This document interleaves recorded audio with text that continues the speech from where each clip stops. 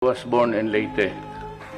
So day 2, sinabi ko kay Bong, because the communications were cut, sabi ko kay Bong, gamitin mo ang army.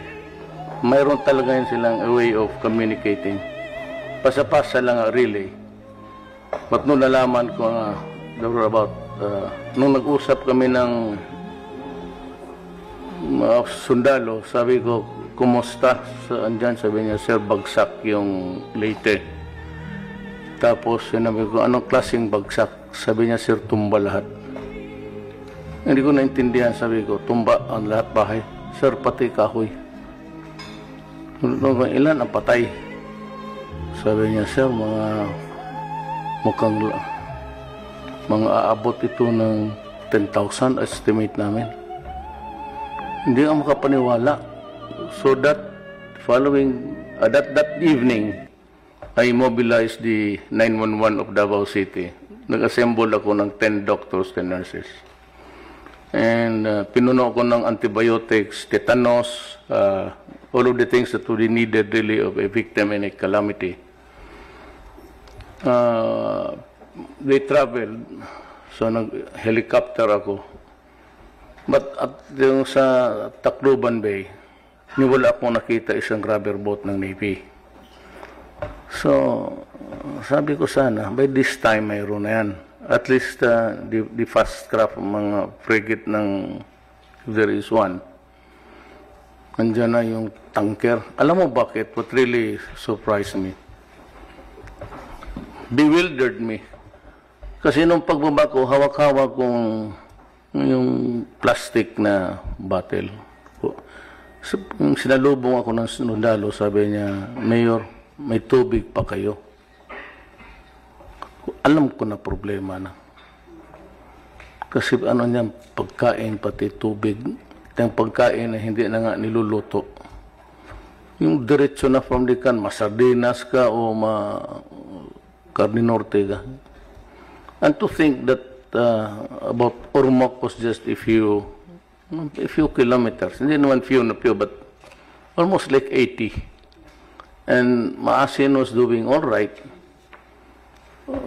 Bakit walang tulong dito? And after 2 days, nagpalit ako ng personnel. Sabi ko, they can only endure it 2 days. Ang baho eh. Pati walang tubig. So I was expecting that there was I'm not trying to condemn anybody. But nung tumawag ako there was a changing of personnel sa 911 sa Davao City. Pagpadala ko ng mabago para pauwiin yung initial batch. Sabi ko, may tanker na ba dyan? Sabi, wala. Bakit saan yung mga tanker na Cebu? Marami kang makuha. Well, anyway, I'm not condemning anybody. But sa General Halad lang, sir, you might want to take that into factor when you, kasi dapat nakaposition yan sa nearest, not really so near to be hit also, but by the typhoon or cyclone, if you may. Yun ang niya. So the resources must be on deck, positioned nearby. If you can draw the path of the typhoon and deploy the assets of government. Basta dyan, tubig na malinis, pati pagkain na walang cooking dyan. It's yung magpadala ka ng sakong bigas ganon on the first 1 week, it's useless. Ayan yan, si June, no? Yung earthquake niya sa Bohol, wala talagang kwenta. Una, wala silang lutuan, walang firewood, wala lahat. Puro talagang pag-instant yan. Noodles, well, it is not nutritious really, it's pure carbohydrates, but wala mga protein yan. But still, it can fill the stomach for the day. Yun ang ko lang, sir. We have a disaster maybe coming our way. Hopefully not, but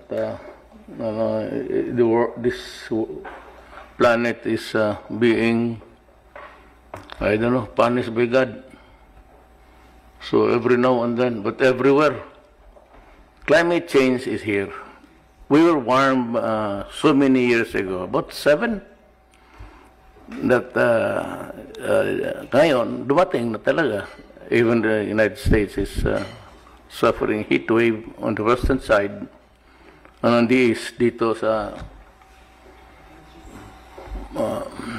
I can understand why the foreign secretary came home to escape the rigors of.